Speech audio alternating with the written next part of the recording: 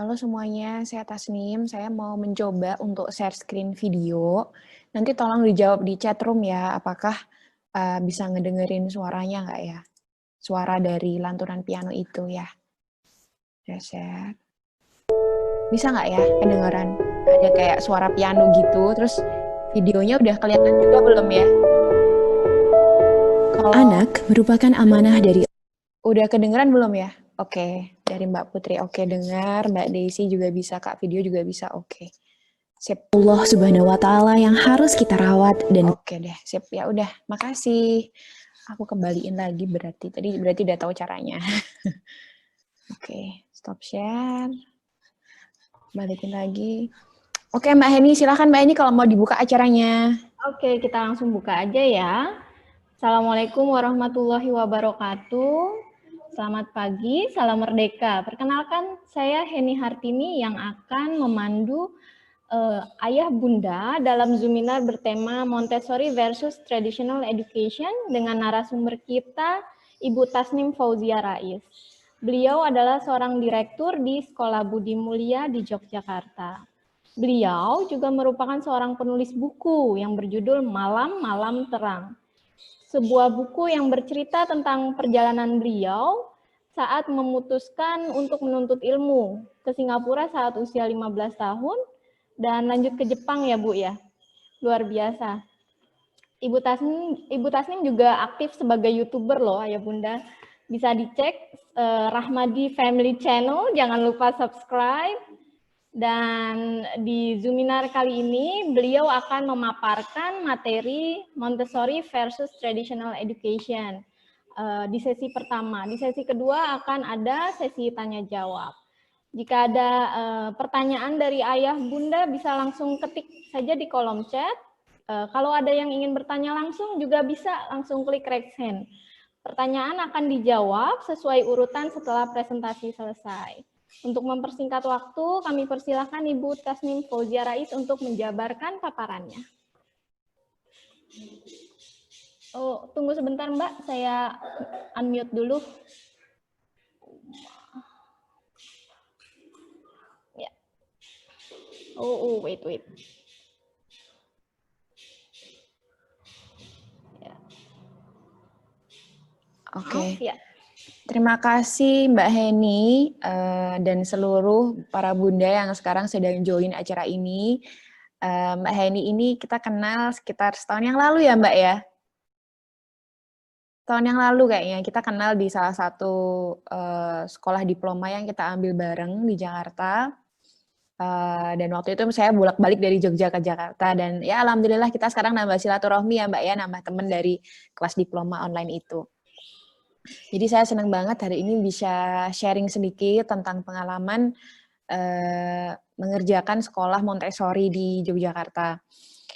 Nah, mungkin sedikit kenalan dulu ya. Nama saya Tasnim Fauzia Rais. Saya seorang ibu, anak saya 2. Saya sendiri berumur 30 tahun, on the way to 35. Anak saya yang pertama usianya 9 dan yang kedua usianya 5 tahun. Jadi jaraknya 4 tahun. Yang pertama di kelas 4 SD tahun ini dan yang kedua sekarang sedang naik ke kelas TKB. Jadi semua sekarang pembelajaran jarak jauh PJJ online. Nah, sedikit sharing tentang background saya. Dulu saya waktu setelah kuliah dari Jepang, saya sebenarnya ngambil social science studies ya, jadi bukan education studies. Kemudian sempat juga bekerja di Jepang itu selama 1 tahun di sebuah perusahaan namanya Bell Maison, perusahaan online shopping gitulah gitu. Dan pekerjaan saya dulu sebenarnya jadi fashion merchandiser, Mbak Heni. Jadi nggak ada hubungannya sama education sebenarnya gitu. Dan akhirnya saya menikah terus memutuskan untuk kayaknya harus kembali ke Jogja gitu. Hanya kembali ke Jogja, ikut suami, sempat tinggal di Austria Mbak selama kurang lebih 7 bulan dan kemudian melanjutkan ikut lagi sama suami. Waktu itu sudah punya anak 1, Sophie, waktu itu usianya 11 bulan, kita hijrah Mbak ke Belanda. Dan di sana saya tinggal sekitar 3 tahun. Nah, saya kenal Montessori itu di Belanda.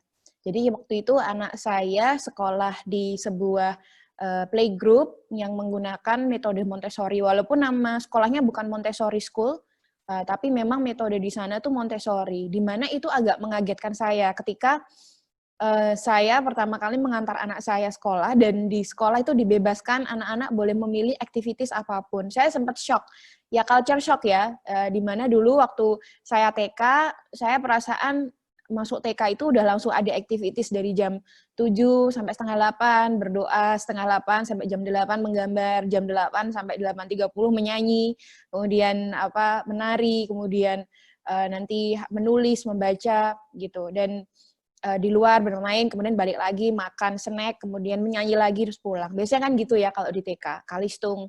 Nah, waktu saya mengantar anak saya Sofi itu ke playgroup di Belanda itu, saya sempat culture shock dan sempat ingin protes gitu ke gurunya. Kok sekolahnya kayak gini gitu loh. Kan standar saya di Indonesia ya, standar yang semuanya itu based on rule, semuanya udah ada aturan dari jam segini ngapain gitu. Dan saya melihat anak-anak di sana dibebaskan saja, boleh memilih mainan yang mereka mau di sekolah selama 3 jam itu.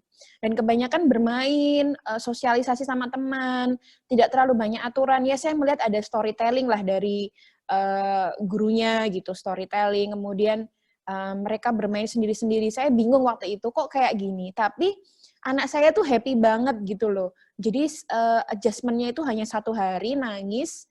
Waktu itu saya tinggal ya gimana kita barusan dari sampai Belanda dan dia harus pisah sama ibunya 3 jam, dan waktu itu saya boleh juga menemani di situ selama 3 jam. Jadi nangis sehari, besoknya tapi happy banget dan tidak ada sama sekali beban gitu. Dan dari situ saya tertarik, apa sih ini metodenya, kenapa kok di Belanda hampir semua playgroup dan TK-nya itu punya metode yang sama, jadi give freedom to the children gitu.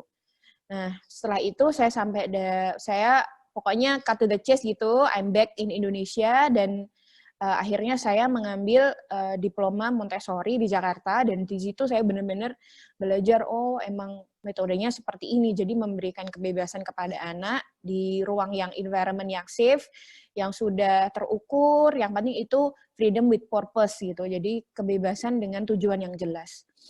Jadi memang di situ saya benar-benar baru terbuka matanya, oh memang ini Montessori kayaknya the best education system lah kalau untuk anak-anak absorbent mind. Gitu. Nah, saya mau share screen sekarang. Saya udah membuat PPT.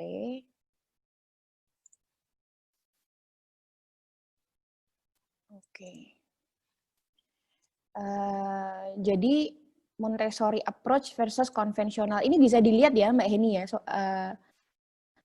Apa mau saya ini aja, kayak giniin aja ya? Kayak giniin aja, lebih jelas nggak ya Mbak? Ini lebih jelas. Lebih jelas kayak gini aja ya? Ya. Oke. Jadi Montessori approach versus konvensional.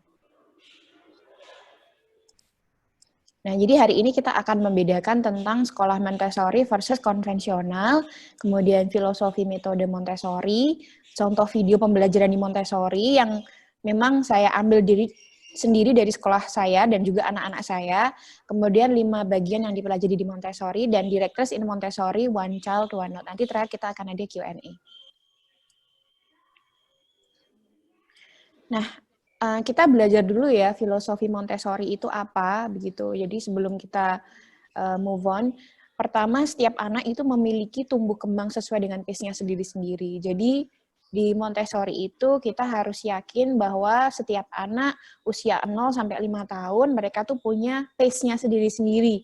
Jangan membandingkan antara satu anak dengan yang lain. Kemudian yang nomor 2, usia 0 sampai 6 tahun. Kalau saya lebih ke 0 sampai 6 tahun ya, ada juga yang bilang 0 sampai 5 tahun. Tapi ternyata 5 sampai 6 tahun pun sebenarnya itu masih sangat absorbent. Jadi 0 sampai 6 tahun itu adalah usia absorbent mind, di mana otak manusia ketika usia itu benar-benar emas, benar-benar dia itu effortless untuk menyerap apapun.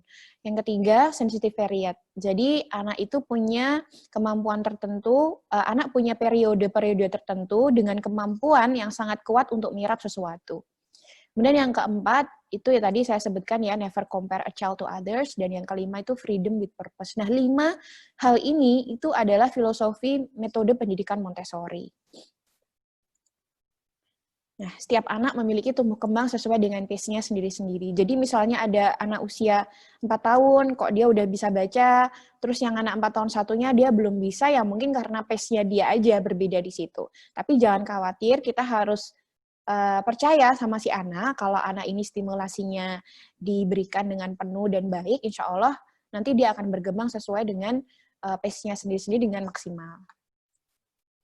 Nah, sekarang kita ngomongin absorbent mind. Mungkin bapak-bapak, ibu-ibu juga udah tahu ya, kalau usia 0-6 tahun itu usia golden, di mana anak bisa menyerap apapun dengan cepat dan tanpa usaha keras. Jadi, they absorb everything around them without any effort.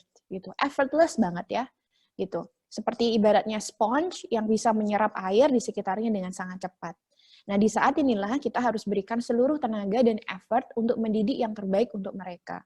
Termasuk kalau saya bilang karakter dan adab. Di usia inilah sangat penting kita mendidik mereka. Bahkan ada yang bilang, di salah satu bukunya Montessori, dia juga sempat bilang kalau pendidikan usia dini itu lebih penting daripada pendidikan usia ketika mereka nanti sudah dewasa di universitas, di bangku kuliah, di mana ya karakter itu sudah terbentuk seperti itu. Jadi justru 0-6 tahun inilah masa-masa pentingnya. Nah, ini saya mau ngasih contoh, ini anak saya, Sasha, anak yang kedua, usianya 5 tahun, dan dia itu sudah memiliki sensitive period atau keinginan untuk mengenal huruf-huruf, kata-kata. Nah, ketika saya sudah sadar kalau anak saya memiliki sensitive period, makanya saya stimulasi terus dengan membaca. Nah, karena di Montessori juga ada metode, ya Mbak Heni tahu ya, kita punya metode Pink Series, ada Blue Series dan Green Series, yang itu nanti bisa ibu-ibu juga pelajari lebih detail. Nah, dengan metode Pink Series ini, anak saya 5 tahun itu mudah sekali menyerapnya. How to read itu, dia 3 hari sampai seminggu aja. 3 hari waktu itu saya ajarin aja konsonan, vowel konsonan method itu, ya seperti cat, fat, mat, pen, dan, pam, pen, ya itu ya, jadi semua CVC words saya kasih tahu pakai Pink Series method itu sekali, 2 kali, 3 kali dia langsung nyerap. Dan cukup mengagetkan ketika saya lagi storytelling sama dia setiap malam sebelum dia tidur, tiba-tiba dia udah bisa baca buku ini. Nah, ini saya mau share di mana absorbent mind itu betul-betul sangat-sangat penting anak mendapatkan stimulasi. Asha is going to read a book now. Once upon a time, there was a little girl called Little Red Riding Hood, who lived at the edge of a big dark forest. Little Red Riding Hood had a grandmother who lived on her own in a cottage on the other side of the forest. Ya, jadi si Sasha ini usianya 5 tahun dan memang ketertarikan dia atau sensitive period dia itu terhadap language atau bahasa itu cukup terlihat sangat jelas gitu. Jadi ketika saya ajarin cara baca dengan Pink Series itu, nah dia langsung nyerap aja gitu dengan sangat cepat gitu. Makanya memang benar-benar nggak salah kalau 0-5 tahun itu dibilang usia emas dan itu nggak akan pernah kembali. Jadi ibu-ibu mari kita lakukan yang terbaik di usia ini. Nah, kita kembali ke sensitive period ya. Sensitive period itu ada beberapa ya, tapi ada 9 sensitive period yang saya tahu, yaitu sensitive to movement, jadi anak benar-benar sensitif pada pergerakan tubuh, ya, entah dia berlari, merangkak, jalan. Ya, makanya ketika sensitive movement pada anak ini sedang muncul-munculnya, anak sedang mau belajar berjalan, ya jangan digendong. Ya, kita kasih environment yang tepat aja dan aman. Jadi biasanya kalau zaman sekarang udah banyak kan yang playbox yang kotak itu, jadi aman di situ. Anak saya dulu waktu saya di Belanda, karena saya nggak punya neni, saya nggak punya ibu, saya nggak punya ibu mertua yang bisa jagain anak saya, dengan 2 anak saya harus take care of them all, yaitu anak saya kasih aja di kotak itu. Dikasih kotak, kemudian dikasih mainan di situ, itu bisa bertahan agak lama lah sambil saya masak gitu. Ya, jadi ketika sensitive to movement, saya jarang sekali gendong Sasha waktu itu. Makanya jalannya Sasha sama Sophie itu lebih cepatan Sasha yang anak 2 karena ketika dia sensitif to movement, nggak saya sering gendong gitu, saya biarkan. Saya stimulasi dengan environment yang tepat. Kemudian yang kedua itu sensitive to refinement of senses. Jadi anak itu memperbaiki senses mereka dan biasanya itu mereka akan memasukkan hal-hal ke mulut, they will put things in their mouth ya, gigitin segala macam karena itu sebenarnya refinement of senses mereka. Kemudian sensitive to language seperti tadi kita lihat Sasha, jadi sudah memperlihatkan ketertarikan mereka kepada huruf ya. Kalau mereka udah suka-suka lihat huruf terus ditunjuk-tunjuk, nah itu saatnya sebenarnya kita ngasih stimulasi ke mereka. Kemudian sensitive to order. Kalau sensitive to order tuh sebenarnya semua anak itu suka sekali kalau ada order. Order itu urutan-urutan ya, urutan-urutan dalam kehidupan mereka dari bangun sampai tidur. Nah, jadi sebenarnya ketika menerapkan positif disiplin itu bagus banget. Salah satunya adalah memberikan urutan-urutan dalam kehidupan mereka. Bangun tidur, habis itu ngapain, tiap hari harus sholat, ya kayak gitu-gitu tuh diberikan sejak kecil. Kemudian sensitive to manner, ini juga manner ya, adab ya, ethics kayak gitu. Jadi diajarin ya cara kalau ngelihat orang tua nyapa dulu, salaman dulu, kemudian smile to others, asking other people how are they doing gitu-gitu. Jadi sensitive to manner nih benar-benar 0 sampai 6 tahun itu benar-benar saatnya kita didik mereka. Ya dengan contohnya role model ya. Jadi kita sebagai orang tua harus menjadi role model untuk mereka. Kemudian sensitive to personal care, misalnya ya mereka toilet training, kemudian brush their own hair, brush their own teeth, ya put their clothes on themselves kayak gitu. Jadi sensitive to personal care ini juga harus benar-benar dari 0 sampai 6 tahun tuh kita biasakan, jangan sampai kita yang melakukan semuanya untuk mereka. Nanti mereka nggak belajar sama sekali. Manja nanti ya. Kemudian sensitive to numbers, biasanya mereka juga mulai ketertarikan pada angka-angka itu terlihat, mereka mulai suka menghitung. Nah, itu kita ajarin berhitung, pengurangan, perkalian dan segala macam. Kemudian sensitive to weaning ya. Jadi lepas dari minum air susu ibu, ASI, kemudian dia makan sesuatu, itu kita siapkan makanan-makanan yang mereka bisa makan sendiri dengan tangan mereka, yang tentunya nggak bahaya, jangan sampai mereka choking. Kemudian sensitif tuh, karena banyak juga kalau nggak dikasih, mereka lama-lama nanti suka ngemut, makan itu lama, bisa ngemut 1 jam, makan tuh bisa sampai lama, karena nggak biasain itu tadi, dikasih makanan yang finger food ya, jadi seperti itu. Kemudian nomor 9, sensitive to socialization. Jadi anak-anak 0 sampai 6 tahun itu ada masa ketika nanti usia 4 tahun, mereka akan sangat-sangat haus dengan social life gitu ya, berteman, kemudian udah bisa membedakan mana temanku, mana yang bukan, akan sering cerita kejadian-kejadian di sekolah ke orang tuanya. Nah, itu memang mereka udah sensitive to socialization. Kalau 2 anak saya ini, alhamdulillah mereka sosial skill-nya itu bagus. Jadi misalnya ada orang yang nggak dikenal tuh diajak kenalan dulu. Nah, kayak gitu-gitu penting banget ya, gitu.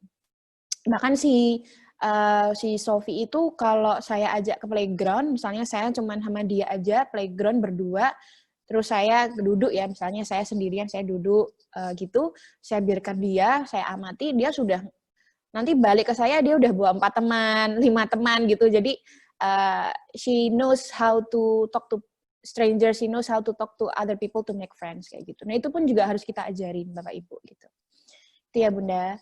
Kemudian nah sekarang tadi sensitivity to movement, tadi seperti merangkak, berdiri, berjalan, berlari. Nah ini settingan rumah yang emang ibunya Montessorian banget, jadi di kamarnya itu disediakan almari yang rendah seperti ini, sehingga anak bisa mengambil mainannya sendiri kapanpun dia mau. Kemudian disiapkan seperti ini, belajar apa nih kayak ini, namanya monkey bars ya, supaya fleksibilitas tubuh dia juga terlatih.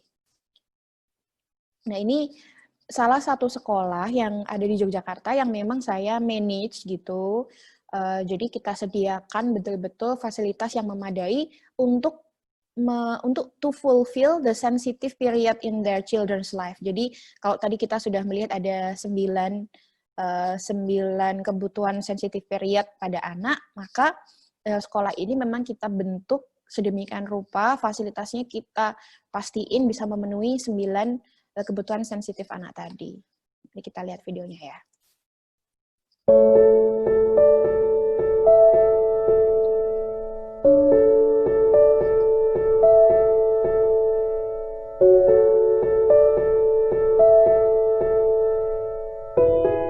ini settingan kelas Montessori untuk anak di bawah 2 tahun itu seperti ini, Bu.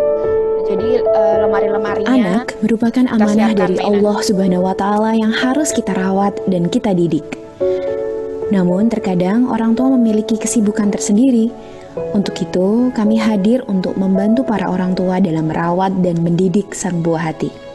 Play School Islamic Montessori Budi Mulia II siap membantu menjaga dan mendidik buah hati selama orang tua menjalankan kewajiban sehari-hari. Kami merupakan baby daycare berbasis ajaran agama Islam dan metode Montessori. Kita tahu ketika anak di usia 0 sampai dengan 6 tahun, mereka Nah, jadi juga kita ajarkan juga life skill ya, practical life skill untuk anak-anak seperti ini, kayak gitu. Jadi ada seperti grasping, kemudian pouring, turkey baster, seperti itu.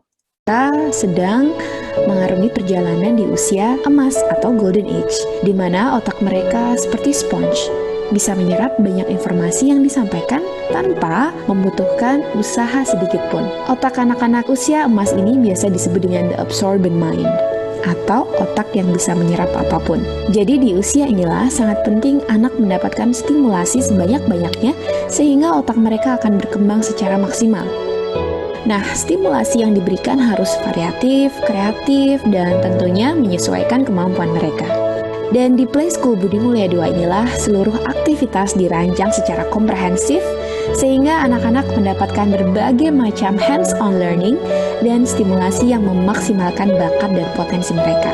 Di Play School Budi Mulia II ini juga terdapat 2 kelas, yaitu Infant Class dan Explorer Class. Infant Class diperuntukkan. Jadi kita kasih juga soft play, ini namanya soft play, jadi supaya anak bisa merangkak, bisa naik-naik, kayak gitu. Anak usia 3 bulan sampai dengan 1 tahun. Sedangkan Explorer Class diperuntukkan bagi anak usia 12 sampai dengan 30 bulan. Budi Mulia II Islamic Montessori Play School menyediakan fasilitas yang sangat lengkap bagi anak-anak. Di antaranya adalah ruangan ber-AC, mini library. Nah juga salah satu perbedaan kalau di sekolah Montessori itu wajib ada book corner. Jadi anak-anak bisa kenal dengan buku gitu. Bathroom dengan air hangat, serta indoor dan outdoor playground berstandar internasional. Anak-anak dibebaskan loh bermain sesuka hati. Nah tadi kalau kita lihat itu playground outdoor-nya itu memang kita copy dengan sekolah-sekolah yang ada di luar negeri. Jadi memang luas, penting ada sandpit ya. Sandpit itu setiap saya di Belanda itu setiap di sekolah TK-nya itu pasti ada sandpit. Ya, memang seperti kita ketahui permainan pasir itu salah satu yang membuat anak tuh otaknya tuh bekerja ya. Mereka bisa membuat apapun, pokoknya meremas-remas. Jadi they will really like stimulate their own learning gitu by touching the sand gitu. Jadi memang sandpit segala macam ini memang kita tiru dari sekolah-sekolah yang ada di Belanda. Selesai belajar tentunya dengan pengawasan dari Bunda dan Yanda. Di Play School inilah anak-anak akan dibiasakan juga untuk berlatih hidup mandiri dengan melatih kemahiran hidup mereka sehari-hari. Dalam istilah Montessori, anak-anak usia 0 sampai dengan 6 tahun sangat mencintai hal yang penuh dengan keteraturan loh, atau biasa disebut dengan istilah sense of order. Dan di Play School inilah sense of order si anak akan kita stimulasi sebaik-baiknya. Anak-anak kita juga akan dibiasakan untuk mendengar senandung doa dan lantunan ayat Al-Quran yang dibacakan oleh Bunda dan Yahda.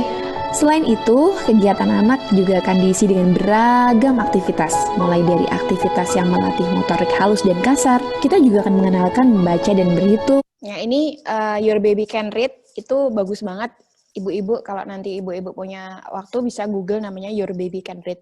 Itu sebenarnya bikin anak untuk suka dulu sih sama kata-kata gitu.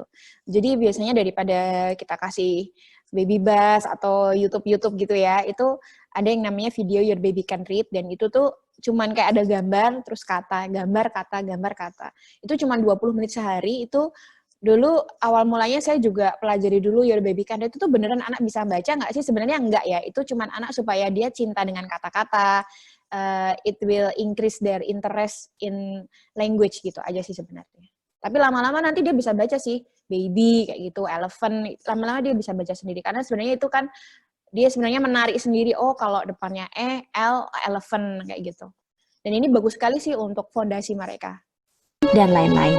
Dan di dalam kegiatan storytelling, anak-anak juga akan diajarkan berbagai macam perbedaan kultur sehingga anak-anak bisa. Nah, di sekolah Montessori itu wajib ada storytelling sehari. Itu sehari sekali wajib ada storytelling supaya anak tadi itu curiosity dia itu muncul gitu. Seperti itu. Dari bahkan storytelling pun juga sebenarnya ada training sendiri ya, how to give a good storytelling. Berbagai perbedaan semenjak usia dini. Last but not least, jangan lupa ya, setiap bulan kita juga memberikan laporan perkembangan dan pertumbuhan anak agar orang tua mengetahui proses tumbuh kembang buah hati mereka selama mereka berada di Play School Budi Mulia II. Budi Mulia II bersekolah dengan senang dan senang di sekolah.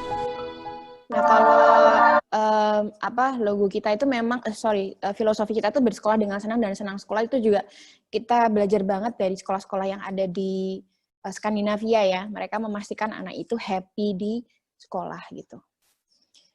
Nah, sekarang sensitivity to refinement of senses. Jadi ini salah satu permainan anak memasukkan tusuk buah ya ke dalam wadah seperti itu. Jadi ini hanya salah satu dari permainan Montessori yang bisa diberikan kepada anak-anak kita yang memang mereka butuh dan haus ya dengan refinement of senses mereka.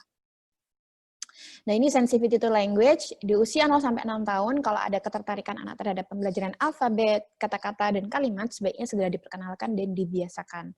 Nah, ini ada namanya large movable alphabet, namanya LMA di Montessori itu, dan anak tuh di sini one on one sama guru 5 menit aja. Ya, 5 menit aja sehari memakai LMA ini, jadi dia bisa merangkai kata. Ini anak saya waktu itu Sophie. Nah, Sophie pulang dari Belanda, itu susah sekali mau sekolah tuh di Jogja itu.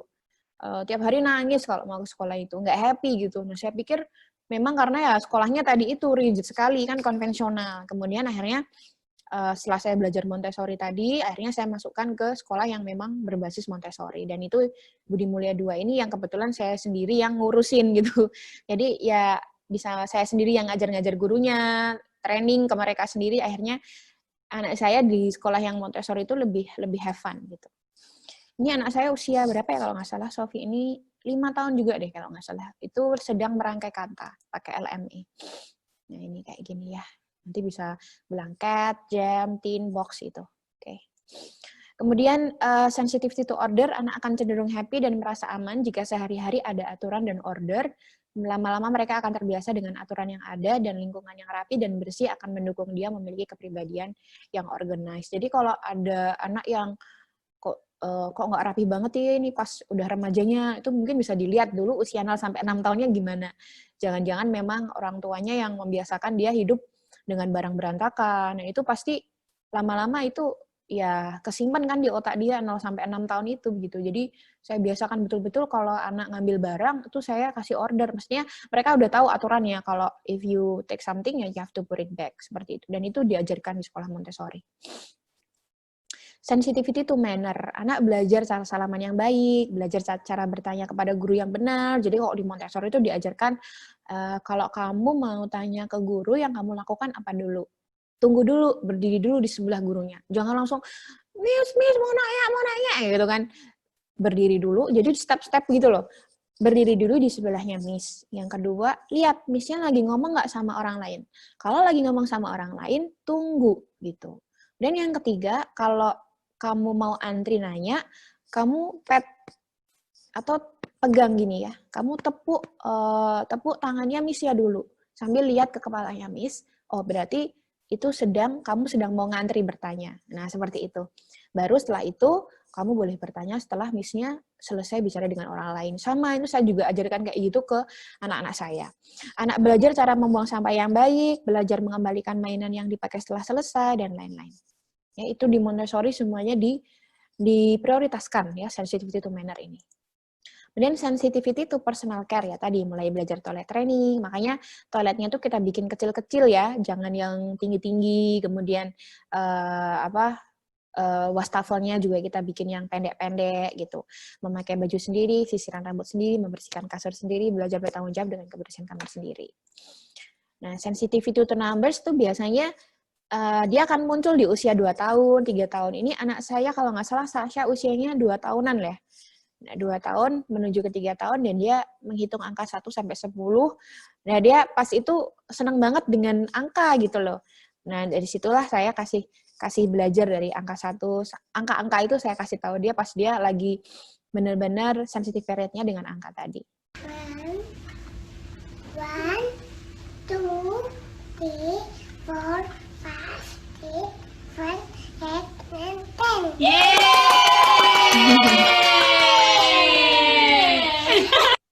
Jadi sering dikasih ini aja Bu, stage ya. Anak-anak tuh sering dikasih stage supaya mereka bisa bisa show their talent, show their skill, show their progress. Kasih tepuk tangan. Jadi seperti dia tuh lagi performance in front of us kayak gitu. Kemudian sensitivity to winning, itu usia 7-12 bulan, anak mulai memasukkan semua barang dan makanan ke mulut, mulai diajarkan makan sendiri dengan jenis-jenis makanan yang lembut dan tidak membuat anak choking. Saya pernah ngasih anak saya usia 11 bulan apa 12 bulan ya, saya kan pengen banget tuh nyobain ngasih winning finger food wortel ya. Wortel saya rebus, padahal perasaan juga udah empuk banget gitu. Ternyata dia choking, wah itu saya sampai. Jadi bener-bener deh kalau ngasih makanan untuk anak belajar makan sendiri tuh harus super hati-hati, bener-bener lembut, dan kita awasin di situ. Kemudian sensitivity to socialization, 3-4 tahun, mereka mulai memilih-milih teman. Jika ada teman sebaya, mereka biasanya riang, happy, mau show off sesuatu, biasa ya, itu manusiawi. Kita banget ya manusia. Terus jangan sampai tidak diberikan waktu untuk bermain dan spend time dengan orang lain. Jadi kalau ada anak tunggal tuh, satu anak, nah ini nih biasanya benar-benar orang tua harus pintar-pintar ngasih dia waktu ya, untuk berteman, bertetangga, ya cari teman sebaya. Di sekolah itu benar-benar momen yang bagus banget untuk anak belajar bersosialisasi, untuk anak-anak yang untuk orang tua yang punya anak tunggal. Supaya tidak merasa kesepian dan supaya pandai berkomunikasi. Ini penting banget ya, nggak merasa kesepian, nggak merasa lonely, nggak merasa sendirian. Itu penting banget. Jadi kalau ada anak mau berteman, tuh kita kasih, makanya kenapa ada istilah play date ya. Sembari orang tuanya juga ngobrol, anaknya juga playdate, tapi jangan dikasih gadget ya. Kebanyakan kalau playdate, anak dikasih gadget di mall, orang tuanya ngobrol gitu ya. Jangan, itu bukan socialization. Jadi ya kalau emang mau playdate, sebaiknya memang di playground kayak gitu. Nah ini saya mau kasih tahu ya, sensitivity to socialization ini kelihatan banget di anak saya. Itu Sophie ini 4 tahun, dan dia itu sama temennya itu trying to, pertama dia trying to invite her friend to her house gitu.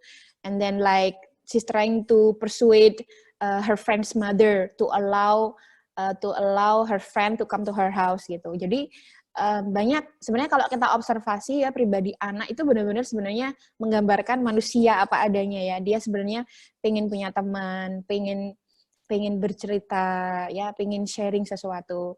Nah ini saya mau kasih contoh bagaimana anak itu penting banget untuk bersosialisasi supaya ya they can make friends as many as possible gitu.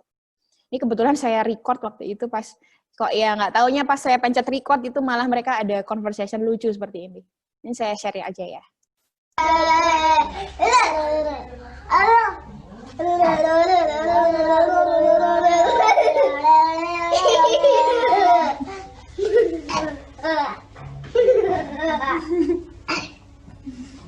This video will be funny. I can be back home now. Me too. And you also have a big garden. My big garden is outside. It's very big. That's a big slide. We can slide together if you come to my house. Tuk tuk tuk tuk. Boing boing boing. I don't have a slide at my house. You don't have a slide in your house? No. Or outside? No. Then you can come to my house if you want. Okay. I'll probably come. But I just have a little snooze. But you have to say to your mom first. If you want to come to my house. Mama, say louder. Mama, is it okay to go to Sydney's house and slide out? Does he slide in the mud? Into the mud? Yeah. No, Scarlett, say, can I go to Sophie's house and play in the town? Yeah, she can. We have to organise it one day. Not today, because we're going somewhere else this afternoon, but another day. Oh. Today we're going to... Oke, jadi si Scarlett ini sedih ya, ibunya nggak bolehin main. Nah, kayak gitu tuh kita bisa lihat bagaimana pentingnya bersosialisasi. Nah, ini contoh video pembelajaran di Montessori, biasa disebut dengan Miracle of Montessori, di mana anak itu bisa sendiri-sendiri melakukan kegiatan mereka dengan bebas ketika direkturnya tidak ada di ruangan itu. Jadi itu yang dinamakan dengan Miracle of Montessori, Freedom with Purpose. Anak memilih kegiatan mereka sendiri-sendiri, mengambil mat sendiri, mengambil aktivitinya sendiri. Setelah mereka selesai, naruh lagi di lemarinya, mengambil yang lain. Nah, ini freedom ini kita berikan setiap harinya itu 1 jam. Nih, gitu.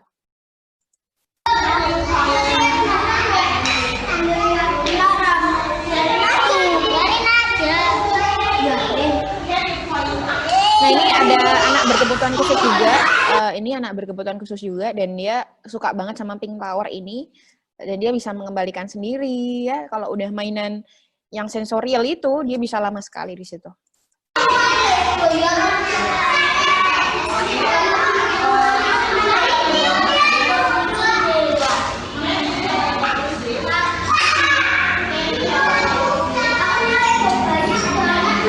Di sini gurunya sedang ngajarin beberapa anak, 2 anak, different kinds of leaves. Yang sini sedang main binomial cube. Yang di sini sedang main turkey basket. Yang di sini sedang mengaitkan kancing.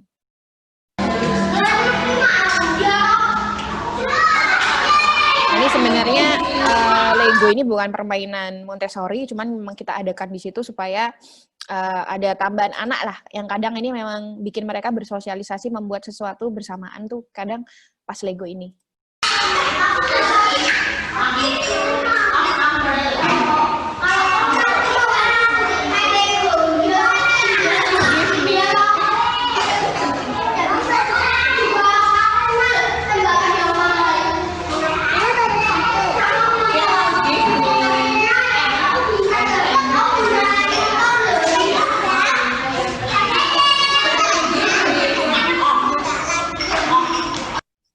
Oke, kemudian, nah ini satu anak ini dia tuh suka banget sama permainan sensorial ini, namanya Trinomial Cube, dan saya lihat dia di situ tuh 25 menit itu benar-benar fokus konsentrasi, nggak diganggu, nggak terpecah konsentrasinya sampai dia akhirnya bisa menyelesaikan si Trinomial Cube ini.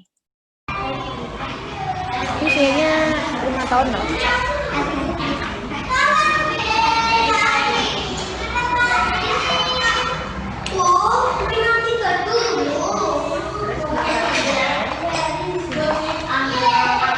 Ini fokus banget ya, saya cepetin aja ya, ini agak lama nih.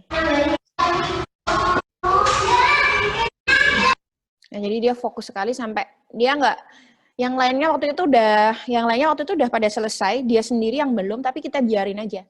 Ya gurunya nggak bilang, oke, you have to finish now, nggak. Kita biarin sampai dia benar-benar selesai melakukan tujuan dia gitu.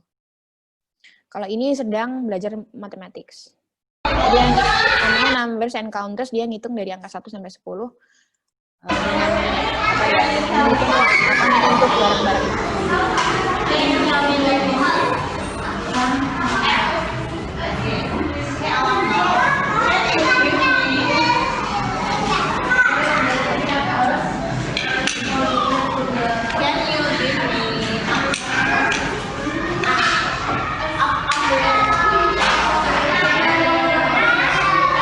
Jadi fokus ya ini ya, konsentrasi tinggi, tidak terganggu dengan apapun, konsentrasi tinggi, dan dia akan menyelesaikan apa yang dia pilih sampai selesai. Jadi diberikan waktu betul-betul. Nah, 5 area di Montessori tadi seperti kita lihat, yaitu ada 5, itu practical life, culture, sensorial, math, language. Tuh, jadi itu ada lemari-lemari yang memang sudah disiapkan dengan alat-alat Montessori itu gitu. Dan setiap 3 bulan atau setiap beberapa bulan itu kita ganti ya. Jadi memang harus bagaimana supaya anak tidak bosan. Itu pekerjaan para guru-guru di Montessori yang biasa disebut dengan directress. Misalnya nih berasnya kita ganti biji-bijian, atau kalau tadi ada yang bermain turkey baster, itu biasanya kotak-kotaknya itu kita ganti dengan wadah yang lain. Seperti itu, turkey basternya bisa kita ganti dengan pipet ya kecil-kecil. Jadi memang itu betul-betul membutuhkan kreativitas si guru. Jangan sampai anak bosen. Karena dia akan menghadapi ruangan itu kan sampai tahun-tahun kan. Kalau TKB berarti kan 2 tahun. Bagaimana mereka tidak bosen. Nah itu kreativitas si directress Montessori ini betul-betul dibutuhkan. Nah ini ya tipikal ruangan Montessori itu pasti seperti ini, ada lemari-lemari, rapih, bersih ya. Temboknya ini sebenarnya kurang Montessori ya, karena dia ada hiasan-hiasan kayak gini, tapi without purpose gitu loh. Kalau mau kasih hiasan nggak apa-apa, tapi mungkin nggak terlalu banyak juga, dan with purpose. Kayak ini kan sebenarnya kurang rapih ya, sebenarnya nggak boleh. Ini tapi yang lain-lainnya bagus banget ini. Terus nggak boleh tembok itu terlalu norak ya. Kita kan lihat ya misalnya playgroup TK tuh merah kuning hijau catnya, itu asal itu ya bikinnya. Itu sebenarnya bikin anak jadi tidak fokus gitu loh, terlalu overwhelmed with colors. Nah, gitu. Jadi sebaiknya memang warnanya itu kayu-kayu kayak gini. Nah, yang permainan ini yang mencolok nggak apa-apa ya, karena disitulah mereka nanti konsentrasinya akan tinggi kan gitu. Gitu. Ya boleh juga dieksplor. Jadi anak itu boleh mengeksplor apapun, tidak boleh ada yang kita larang di sini ya gitu. Jadi semuanya harus aman.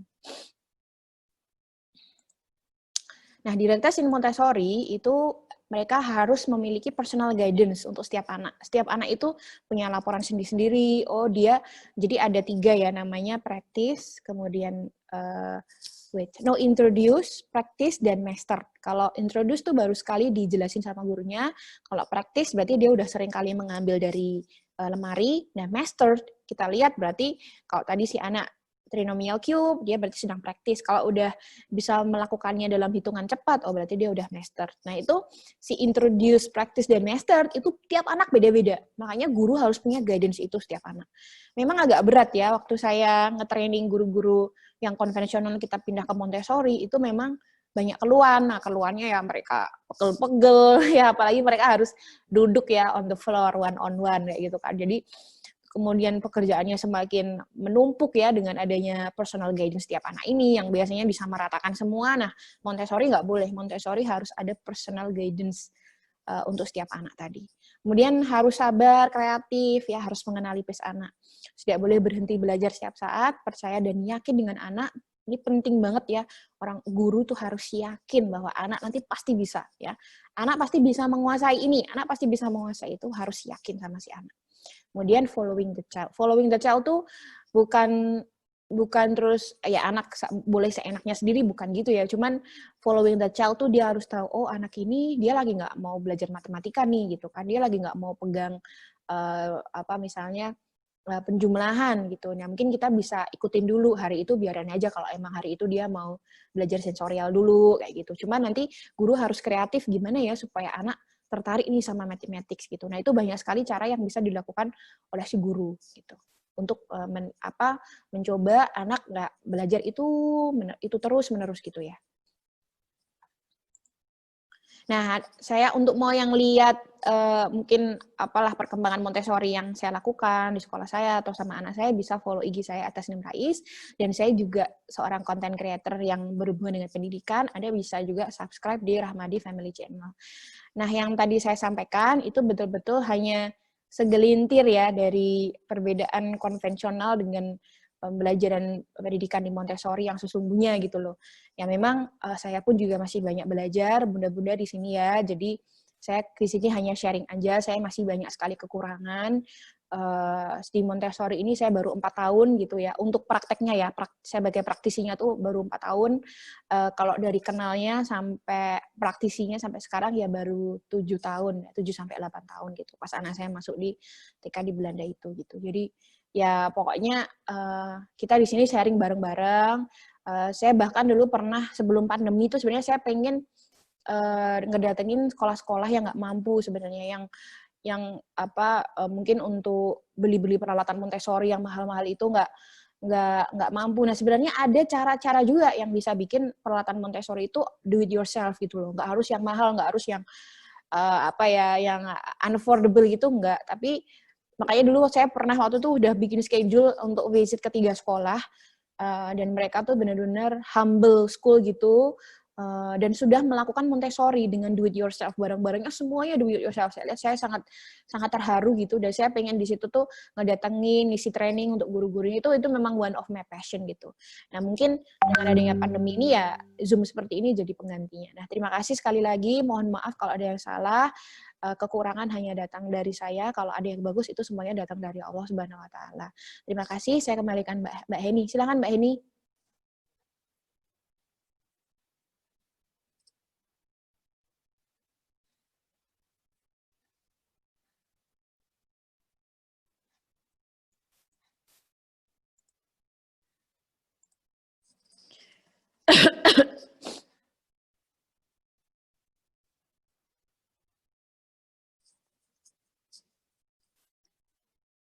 Silakan ya, Mbak Heni. Saya belum bisa dengar suaranya Mbak Heni nih.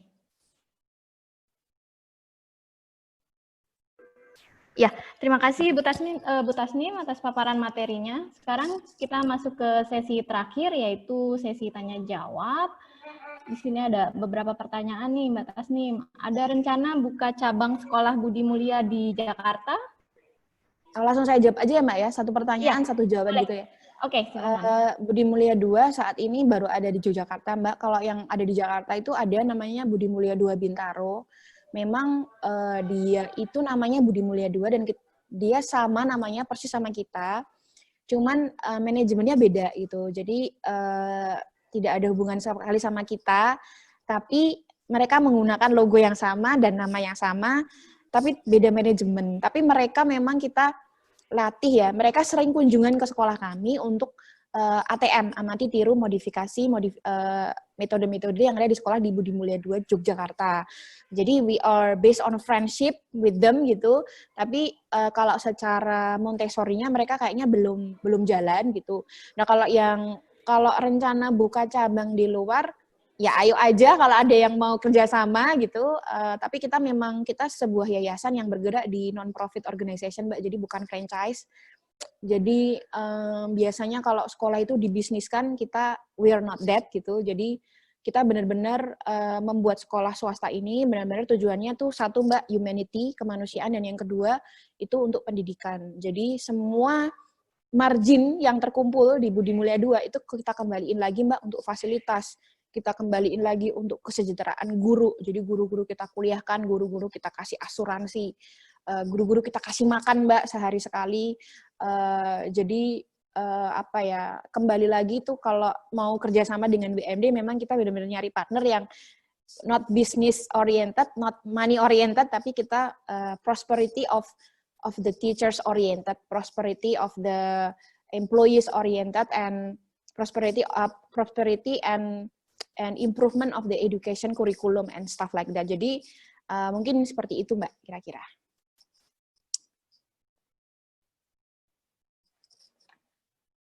Kemudian ini nomor 2 ya Mbak, materi bisa di-share kah itu?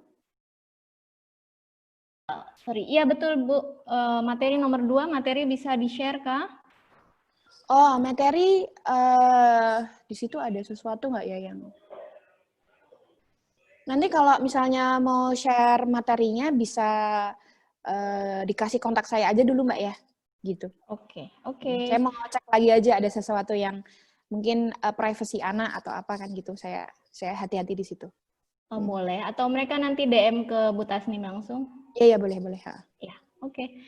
Yang ketiga, apakah Montessori bisa diberikan untuk anak berkebutuhan khusus, contohnya autisme? Jadi Mbak Heni juga udah tahu ya, dulu Montessori itu sistemnya dibuat pertama kali justru untuk anak autism, justru untuk anak berkebutuhan khusus, justru untuk anak TOP gitu kan. Jadi sangat-sangat bisa gitu, karena awalnya dibuat oleh si Montessori itu untuk ngedidik anak-anak berkebutuhan khusus gitu, di mana anak-anak berkebutuhan khusus ketika dilatih dengan metode Montessori, dengan hands-on learning, dengan material-material yang dibuat oleh Montessori dan teman-teman, mereka malah bisa lulus standardized testnya yang ada di Italia waktu itu kan. Nah, terus si Montessori kan berpikir, wah kalau ini bisa dipakai untuk anak berkebutuhan khusus, kenapa anak-anak yang bukan berkebutuhan khusus malah nilai standardized testnya malah lebih anjlok dibandingkan anak-anak yang berkebutuhan khusus gitu kan. Nah, akhirnya dipakailah untuk malah anak-anak, seluruh anak yang ada di sekolah itu gitu. Dan akhirnya berhasil passing the bar of the national standard exam di situ. Gitu, Mbak. Oke, pertanyaan berikutnya ya, Bu. Nomor 4 ya, Mbak. Nomor 4. Sekolah Budi Mulia ada tingkat sekolah dasar juga kah? Kalau ada, apakah menggunakan metode Montessori juga? Oke, jadi namanya bukan Budi Mulia ya, Mbak, namanya Budi Mulia 2. Oh iya. Nah, ada 2-nya. Nah, 2 di sini tuh bukan angka, tapi dunia akhirat. Ya, jadi banyak yang ngira Budi Mulia 2, oh mana yang 1, mana yang 2, mana yang 3. Enggak, kita 2 itu dunia akhirat. Jadi, apapun yang kita kerjakan di dunia ini untuk tabungan kita, bekal kita di akhirat. Ada, Mbak, kita ada SD juga. Nah, di SD itu Montessori-nya belum Montessori, belum. Tapi kita hanya menggunakan metode language-nya Montessori untuk yang di kelas 1, 2, kelas 3. Jadi, language-nya aja yang kita ambil, sama mathematics yang kita ambil. Tapi belum yang pure Montessori. Karena kalau pure Montessori, it's a lot of work, it's really hard work. Kelasnya harus betul-betul dipastiin punya directors yang bertanggung jawab dengan ruangan, dan we know how our SDM gitu loh. Nah, saat ini memang kayaknya to get there is gonna be a lot of work gitu. Kita belum sampai yang semua kelas harus Montessori based system kind of classroom, belum. Cuman kita gabungin, Mbak. Jadi yang bagus-bagus dari Montessori kita ambil, kayak language sama mathematics-nya kita ambil. Terus yang dari Cambridge yang bagus-bagus kayak English, Math sama Science-nya kita ambil. Dan kita memakai sistem ruangan yang flexible sitting classroom, jadi namanya FSC, flexible sitting classroom, di mana flexible sitting classroom itu di Edutopia itu udah dibahas, itu bisa, sebenarnya settingannya kayak Montessori, Mbak, itu membuat anak boleh memilih kursinya masing-masing, kursinya juga macam-macam, Mbak, nggak cuma kursi kayak gini, tapi ada gym ball, ada kursi-kursi santai, kemudian sofa. Nah, itu kita lakukan itu di kelas-kelas kita, Mbak. Menarik banget. Ini pasti semuanya langsung pada mau daftar ini kalau ada di Jakarta. Untuk pertanyaan berikutnya. Yes, untuk pertanyaan berikutnya, anak yang sudah selesai TK dengan metode Montessori, kalau mau masuk SD konvensional, apakah anak bisa adaptasi? Karena kalau dilihat kan metode dan cara belajarnya berbeda. Bisa, Mbak, bisa sekali. Cuman ya itu tadi, Mbak, dia pasti akan mengalami rebel dulu ya gitu. Kenapa ini nggak kayak di sekolahku yang dulu gitu, nggak ada freedom nih gitu kan. Kenapa kok muridnya terlalu banyak di kelas? Nah kayak gitu. Pasti mereka akan rebel dulu gitu. Cuman ya gimana ya, susah juga cari sekolah Montessori SD kan sekarang ini gitu. Jadi yang bisa dilakukan orang tuanya ya milih-milih sekolah yang memang menghargai keunikan setiap anak, terus dilihat juga jumlah muridnya jangan terlalu banyak di kelas. Tapi untuk anak sendiri dia sangat akan mudah sekali, Mbak, untuk adaptasi, no problem. Tuh, cuman dia mungkin nanti akan kangen ya dengan cara-cara yang dulu banyak private time sama gurunya, sekarang nggak dapet, semuanya klasikal kayak gitu. Makanya itu tadi benar-benar kalau masalah anak adaptasi bisa sekali gitu. Ya mungkin dia akan itu tadi kok nggak se-fun kayak dulu ya, seperti itu biasanya kan seperti itu. Oke, untuk pertanyaan berikutnya maaf saya alihkan ke Rara ya, Mbak, karena sinyal saya nggak stabil ini. Oh iya, Mbak Rara, apa kabar? Ya.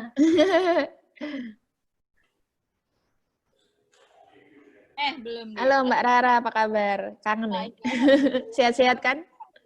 Alhamdulillah sehat-sehat. Aduh, menarik banget ya. Semoga nanti kita bisa join hands. Itu Monjo juga gitu, Mak.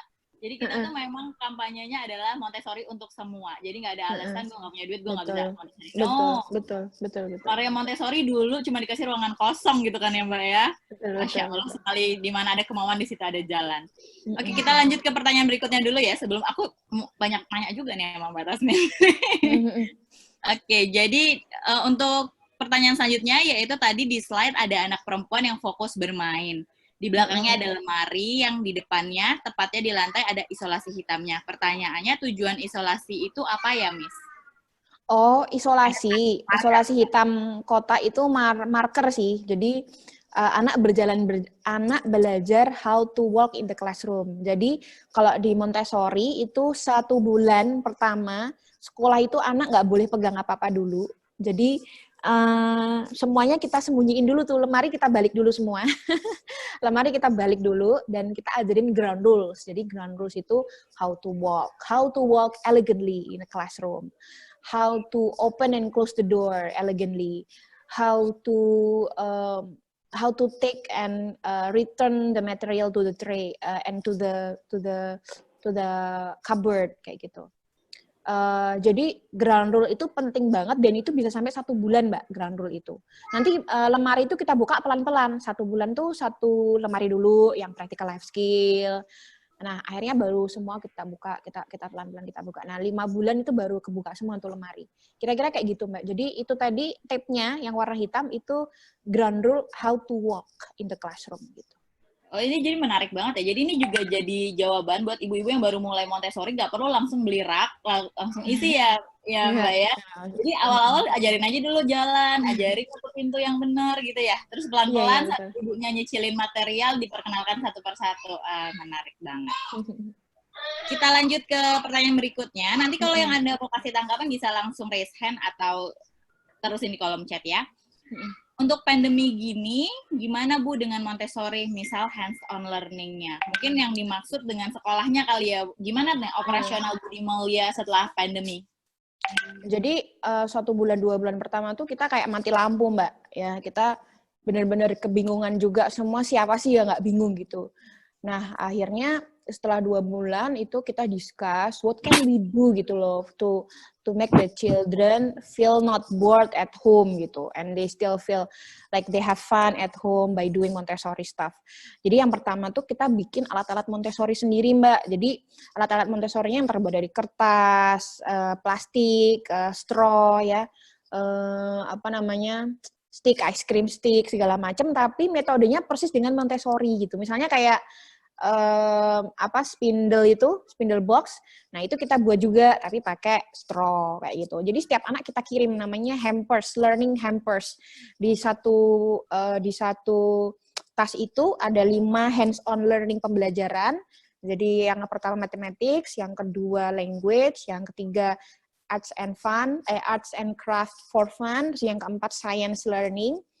Dan yang kelima ada worksheet gitu, Mbak. Worksheet-nya juga kita bikin sendiri, berwarna, colorful, dan di situ juga kita selipin buku untuk anak baca selama seminggu. Nah, nanti setelah seminggu dia dapat lagi yang baru, dan dilakukannya berbarengan lewat Zoom, synchronize, ataupun asynchronous. Jadi, guru-guru wajib membuat video sendiri-sendiri, tidak boleh comot dari video-video YouTube, harus bikin video yang menjelaskan cara memakai hands-on learning tadi. Jadi, memang RAPBS-nya di sekolah itu jadi sangat-sangat habis, Mbak. Karena setiap anak benar-benar dapat pembelajaran yang tadi dipakai di rumah, ya ibaratnya yang tadinya mungkin bisa 1 berbagi bertiga, 1 berlima gitu ya, kayak science learning itu, science experiments itu sekarang anak-anak harus dapat 1 gitu kan. Jadi memang ya RAPBS akhirnya habis di PJJ itu, Mbak, karena setiap anak harus dapat hands-on learning tadi. Jadi kita buat sendiri, Mbak. Kita buat sendiri dengan cara metode-metode yang ada di Montessori. Misalnya kayak LMA gitu ya, Large Movable Alphabet, kita sekarang sedang mau bikin juga, tapi dari kertas, Mbak. Nah, jadi dari kertas kita laminating, terus kotak-kotaknya juga kita bikin sendiri dari plastik, kayak gitu. Dan nanti itu jadi LMA-nya si anak untuk dipakai di rumah, kayak gitu, Mbak. Jadi masih kayak, terus ada via Zoom gitu nggak, Miss? Jadi kayak bersama dengan Miss-nya, kemudian bareng-bareng, atau setelah dikirim, benar-benar nanti orang tua yang akan mendampingi anak beraktivitas, gimana tuh? Karena kan harus ada Zoom. Jadi Zoom itu, Mbak, anak itu maksimal bisa konsentrasi itu kan 1 jam maksimal ya, Mbak ya. Nah, jadi di Zoom itu maksimal 1 jam itu pas anak bareng-bareng itu ngerjain hands-on learning-nya itu gitu. Jadi 5 activity tadi tiap minggu dikirimin ya? Berarti tiap minggu dikirimin ada hands-on learning-nya untuk Montessori itu. Ya, oke. Oke, kita lanjut ke pertanyaan berikutnya. Bagaimana cara menstimulasi anak untuk bersosialisasi? Karena anaknya cenderung takut dan malu ke orang lain, bahkan ke saudara sendiri kalau pertama kali bertemu. Kondisi di rumah memang agak jauh dari tetangga dan tidak ada anak seusianya. Gimana tuh Mbak? Mungkin ada pengalaman? Usianya berapa ya ini ya? Kalau sebenarnya cara menstimulasinya ya itu tadi Mbak, kalau dia sehari-hari cuman sama ibu, sama ayah, everyday gitu ya, nggak pernah ketemu sama tetangga, nggak pernah ketemu sama teman, ya pasti dia akan malu, dia pertama kali akan takut lah, stranger gitu kan, siapa sih takut, dia akan bersembunyi di balik badan orang tua gitu kan, pasti pas melihat orang lain. Dan itu wajar gitu loh. Mbak, Nah, usianya 4 tahun. Oh, ya itu wajar. Tapi usia 4 tahun tuh harusnya udah bersosialisasi banget, Mbak ya. Jadi kalau emang dia masih malu, nah itu pasti di rumah terus itu gitu loh. Nggak punya adik, nggak punya kakak, atau kalaupun dia punya mungkin jarang berinteraksi kayak gitu, Mbak. Jadi ya tadi itu masukan saya kalau emang dia di rumah kurang mendapatkan stimulasi yang bagus, misalnya ya tadi itu di rumah cuman ada ibunya pun mungkin Mbak dia sibuk sekali Mbak gitu ya, artinya dia bekerja juga di rumah ya, quality time sama si anak ketika bermain role play, bermain apapun ya, quality time dengan anak itu mungkin jarang. Jadi atau kalau emang dia sudah mendapatkan stimulasi dari ibu juga untuk bersosialisasi, udah bagus, dari ayahnya juga bagus, nah mungkin si anak ini memang kurang mendapatkan yang dari bukan ibu dan anak, jadi dari orang luar gitu loh, dari external environment gitu loh Mbak. Nah itu memang ya bagus banget ya kalau selama dia bisa disekolahkan dan di sekolah dia mendapatkan stimulasi itu. Nah banyak juga Mbak kasus selama pandemi ini, itu anak-anak sekarang jadi kayak ketemu orang tuh takut loh Mbak sekarang itu. Saya kemarin ada saudaraku juga, dia sebenarnya waktu sekolah itu udah bagus ya, dia udah nggak takut sama orang. Tapi setelah 3 bulan di rumah, 4 bulan di rumah, sekarang ya dia pelan-pelan juga kalau lihat orang, dia jadi kayak pemalu, kayak introvert kayak gitu. Cuman ya itu nanti akan hilang kok seiring waktu, setelah dia nanti lebih sering lagi ketemu orang, kayak gitu Mbak. Oh iya. Nah kalau misalkan mungkin bisa juga video call sama saudara kali ya, Mas sepupu-sepupunya kira-kira membantu nggak? Membantu banget. Makanya anak saya tuh juga saya kasih waktu video call, si Sofi tuh video call sama temennya, si Sasha juga video call sama temennya. Itu ada Mbak waktu untuk itu. Karena memang anak-anak tuh butuh untuk sosialisasi ya, Mbak ya. Banget. Semoga menjawab ya. Pertanyaan selanjutnya, bagaimana menjelaskan atau menceritakan tentang Montessori ini kepada orang tua atau wali murid yang sangat awam sekali dengan dunia pendidikan? Misal di daerah yang terpencil, apa jawabannya jika ditanya apa pentingnya pembelajaran dengan metode ini, Miss? Ya, jadi kalau di sekolah saya, di Budi Mulia 2 itu, Mbak, di parents meeting itu orang tua itu diajarin dulu filosofi Montessori. Jadi 2 jam training itu wajib, orang tua yang bisa datang ya harus datang gitu. Kalau enggak ya soalnya itu wajib dulu, orang tua harus tahu dulu gitu loh. Sebelum memasukkan anak, sebaiknya memang dia ikut dulu yang namanya briefing kayak coffee break gitu di sekolah. Jadi tahu dulu nih filosofinya udah sama belum dengan yang Anda inginkan gitu. Jadi penting banget ya menjelaskan itu filosofi dulu yang paling penting. Filosofi Montessori itu kenapa dulu ada, pertamanya untuk anak berkebutuhan khusus, akhirnya bisa dipakai untuk semua. Kenapa pentingnya memberikan freedom with purpose, kenapa sekarang ada Google ya, Larry Page sama Sergey Brin, itu kan semuanya juga jebolan-jebolan Montessori kan. Mereka bahkan juga mengakui kenapa saya bisa jadi kayak seperti ini, karena dulu saya sekolah Montessori. Kalau dulu saya sekolah di konvensional, mungkin saya nggak bisa menemukan Google gitu kan. Nah, saya pikir, apalagi zaman sekarang ya Mbak, kita harus terbuka gitu loh, bahwa we are not in the industry area kayak zaman dulu. Sekarang kita udah 4.0, udah 5.0, di mana anak itu kreativitas nomor 1 yang harus dipupuk, kemudian ya kebebasan dia untuk menjadi dirinya sendiri gitu loh. Nah, makanya kalau sekarang orang tua masih awam, ya itu tugas kita untuk memperkenalkan gitu loh. Nah, kalau di sekolah Belanda itu setahu aku itu sudah hampir semua TK itu melakukan Montessori, Mbak. Walaupun bukan namanya Montessori School ya, tapi hampir sekolah Scandinavian dan sekolah yang pokoknya negara-negara OECD, yang negara-negara maju itu, mereka itu playgroup-nya dan TK-nya itu sudah melakukan metode-metode Montessori ini, Mbak. Approach-nya sudah Montessori walau nggak declare gitu ya, Miss. Betul. Jadi mungkin itu bisa ya, strateginya juga sekolah bikin open house gitu sih ya. Kalau aku lihat sekolah di Jakarta biasanya bikin trial atau open house. Benar-benar. Ya. Jadi Benar. tahu dari situ. Ini tadi ada yang terskip pertanyaannya, bagaimana cara memulai metode Montessori untuk anak usia 14 bulan? Harus dimulai dari mana dan permainan apa? Memulai metode Montessori untuk anak 14 bulan. Kalau 14 bulan itu ya tadi Mbak, sensitivity to refinement, ya refinement of senses. Jadi kalau refinement of senses itu kan ada panca indera ya. Nah, panca indera ini yang benar-benar harus dilatih.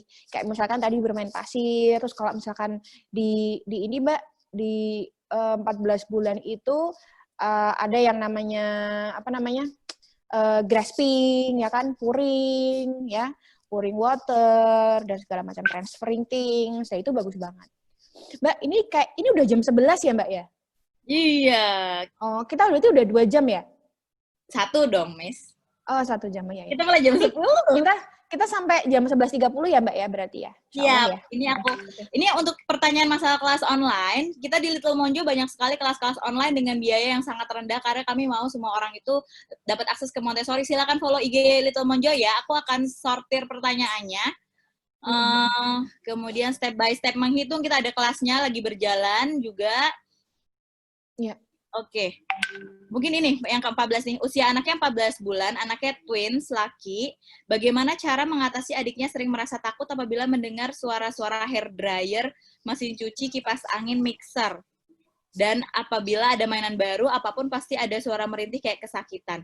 Nah, mungkin kalau di sekolah sendiri ketika Mbak Tasnim menjalankan sekolah, ada nggak sih Mbak kayak waktu pertama masuk anak-anaknya mungkin ada masalah ini gitu? Dan bagaimana kemudian Montessori mungkin normalize anak-anak itu?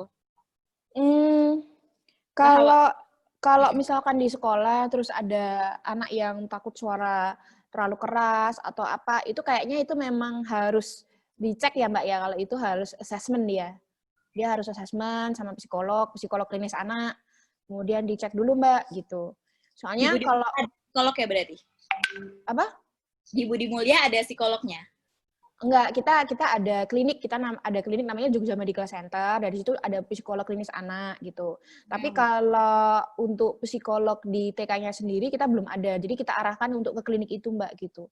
Karena kalau sudah merasa takut dengan suara-suara hair dryer, mesin cuci, ini something is wrong gitu, harusnya pakai naluri itu aja aku udah langsung tahu ini, kayaknya ini something is wrong gitu loh, karena itu kan nggak lazim ya Mbak ya gitu. Nah, kalau itu apalagi sampai kayak kesakitan, bahasa tubuh menjauh, kadang memeluk sangat kuat. Nah, itu I think she's afraid of something. Mungkin pernah ada trauma gitu loh, Mbak. Karena dulu anak saya, Sophie itu waktu di Belanda itu pernah sekali, Mbak. Sekali aja itu video call sama tantenya yang di Indonesia. Dan tantenya di Indonesia itu nakut-nakutin. Jadi kayak Sadako gitu loh, Mbak. Nah, jadi kayak Sadako gini-giniin gitu, Mbak, di video call. Rambutnya itu kedepanin gitu loh, Mbak. Dan itu waktu itu saya jadi trauma ya. Nah, waktu itu saya lagi masak kan. Waktu itu lagi masak ngurusin 2 anak, ya udahlah video call dulu biar saya bisa ngapain gitu kan, Mbak. Nah, saya biarin aja dia video call, tiba-tiba dia nangis gitu. Matiin, terus setelah itu Mbak, dia kemana-mana itu megangin tangan saya. Ke kamar mandi aja dia megangin tangan saya. Itu akhirnya saya bawa ke psikolog klinis anak, dan di situ dites gitu. Dites emang she was a bit traumatic with that event gitu loh. Gitu. Jadi hanya satu hal itu Mbak, itu langsung bikin anak traumatik. Akhirnya dia ke psikolog itu sebulan berapa kali ya. Dan akhirnya diterapi gitu kan. Dia sama psikolognya berdua gitu. Ya, akhirnya sembuh, bahkan sampai sekarang Mbak itu masih ke bawah. Jadi kadang itu kalau ke kamar mandi sendiri itu masih takut. Itu karena kejadian satu hal itu loh Mbak. Gitu. Masya Allah ya, jadi benar-benar kita jangan, kalau bercanda itu dipikir dulu gitu ya. Iya benar. Benar-benar delicate sekali. Benar delicate banget deh. Ini ada pertanyaan lagi nih, mungkin kan Mbak Tasnim sudah bermontessori di sekolah dan juga di rumah ya dengan Sophie dan Sasha. Kalau untuk Montessori, kegiatan di rumah untuk pendidikan karakternya itu seperti apa ya Mbak? Pendidikan karakter Montessori ya Mbak ya. Jadi kalau saya itu menerapkan positif disiplinnya Mbak. Nah, positif disiplinnya itu tadi saya kasih karena mereka sensitif to order ya. Jadi saya biasakan aturan di rumah. Aturan di rumah itu saya briefing dulu Mbak, kayak saya nge-briefing karyawan gitu. Saya briefing Sasha, saya briefing Sophie di sini, mereka duduk sama saya bertiga. Jadi harus kalau di rumah selama PJJ harus bangun jam segini. Kemudian nanti pokoknya nggak boleh rewel, mandi sendiri, sarapan sendiri, itu kan siap membaca schedule-nya hari ini ngapain aja. Udah gitu mereka harus Zoom, yang satu lihat YouTube, kemudian nanti dikerjain semua worksheet, semua tugas-tugas, baru kita nanti bisa ada reward. Nah, rewardnya itu ada family time, Mbak. Aku bikin ada yang namanya family time movie gitu. Jadi boleh milih satu film di Netflix yang family movie kita nonton bareng-bareng. Itu aja, Mbak. Jadi habis itu nanti sore harus ada outdoor-nya. Jadi rutinitas dari Senin sampai Jumat itu mereka ada ordernya, ada aturan-aturannya dari angka 1 sampai berapa gitu, dan kita tempel di tembok. Kayak gitu. Nah, itu positif disiplin ya, Mbak. Nah, positif disiplin itu kita bangun ya dari kebiasaan kita sendiri. Kayak misalnya ya seorang ibu dan ayah yang membangun disiplin itu dengan contoh gitu loh, Mbak. Nah, dengan role model. Betul.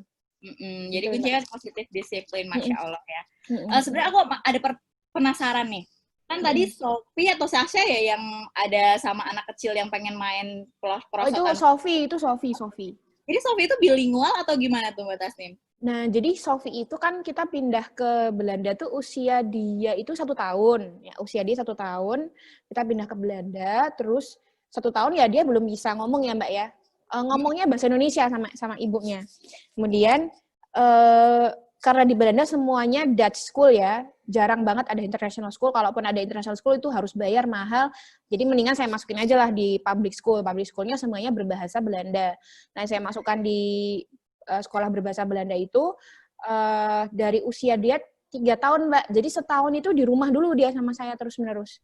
Berbahasa Indonesia. Berbahasa Indonesia sama karena saya sendiri, Mbak. Saya nggak ada mbak, saya nggak ada ibu, saya nggak ada ibu mertua gitu kan. Akhirnya saya ajak ngomong bahasa Inggris gitu. Oh, jadi emang bahasa Inggris di rumah ya? Bahasa Inggris di rumah gitu. Nah, setelah setahun itu ya tiba-tiba dia bisa ngomong kayak gitu, Mbak. Saya juga nggak tahu kok bisa ngomong kayak gitu loh. Nah, jadi emang power of absorbed mind gitu. Jadi emang karena saya ajak ngomong bahasa Inggris di rumah, dan kalau dia ketemu sama native speaker, dia switch sendiri ke English. Kalau nanti dia ketemu sama Dutch friends, dia switch ke Dutch gitu. Masya Allah. Padahal yang bahasa Belanda itu benar-benar dia cuma absorb di sekolah ya, nggak diajarin. Betul. Ya? Betul, Mbak. Betul. Terus ayahnya juga berbahasa Inggris berarti? Ayahnya bahasa Indonesia. Mix gitu. Jadi dia bisa mix. Jadi trilingual dong ya, Masya Allah. Trilingual. Nah, cuman Mbak setelah dia balik dari Belanda, sempat Mbak di sini saya leskan dulu bahasa Belanda itu sempat 1 tahun, dan bahasa Belandanya itu masih jalan gitu. Nah, sekarang udah enggak karena ya itu tadi nggak pernah dilatih kan, ya gimana hilang gitu. Ya, tapi saya yakin kalau nanti saya leskan lagi bahasa Belanda, cepat banget itu dia masuk. Iya benar. Terus kalau adeknya gimana? Adeknya kan juga waktu itu kan Sophie 1 tahun ya, Mbak. Apakah ada delay, Mbak? Karena kan mungkin isunya kalau anak-anak yang terpapar banyak multi language itu kemungkinan akan delay gitu kalau dia belum nyandak gitu bahasa ibunya. Itu ngalamin nggak, Mbak Tasnim? Sebenarnya bukan delay sih, Mbak. Kalau saya melihatnya, saya nggak tahu ya, itu memang saya baca beberapa artikel banyak yang bilang sebaiknya bahasa ibu dulu. Tapi kenyataannya 2 anak saya, Mbak, saya langsung bahasa Inggris sama bahasa Indonesia gitu, nggak masalah gitu.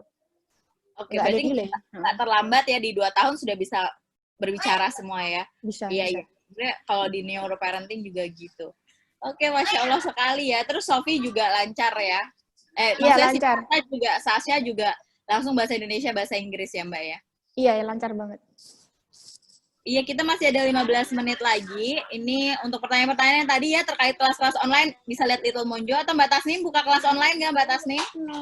Pengen, Mbak. Man sibuk banget nih. Oh, iya.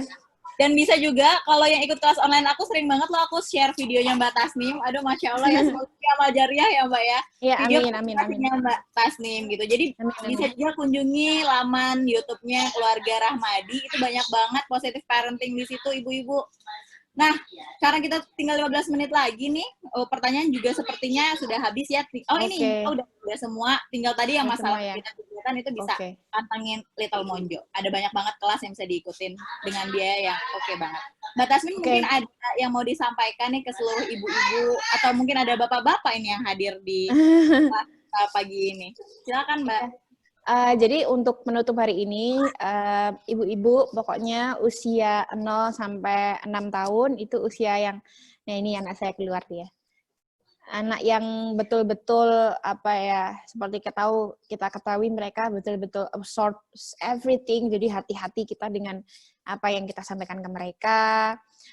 Kita juga maksimalkan effort, maksimalkan waktu kita untuk mendidik mereka karena ini akan menjadi basis atau akan menjadi pilar-pilar kehidupan mereka ke depan. Begitu. Kira-kira begitu Mbak Rara? Baik. Mbak, di-unmute dulu Mbak. Oke, jadi itu tadi ya ibu-ibu, benar banget bahwa kita adalah desainer peradaban, jadi sadarilah itu dan berdayakan diri terus gitu ya Mbak Tasnim. Sekali lagi kita dari Little Monjo mengucapkan terima kasih yang sebesar-besarnya kepada Mbak Tasnim dan juga sekolah Budi Mulia ya. Mudah-mudahan nanti segera ada Budi Mulia di seluruh Indonesia ya. Amin, amin, amin. Amin, semoga apa yang kita lakukan hari ini itu kembali dalam bentuk keberkahan yang berlimpah ke keluarga Mbak Tasnim. Iya, terima kasih Mbak Rara, terima kasih Mbak Heni, sampai ketemu di kesempatan selanjutnya. Ya, terima kasih semua juga para peserta. Saya tutup. Wassalamualaikum warahmatullahi wabarakatuh. Waalaikumsalam warahmatullahi wabarakatuh.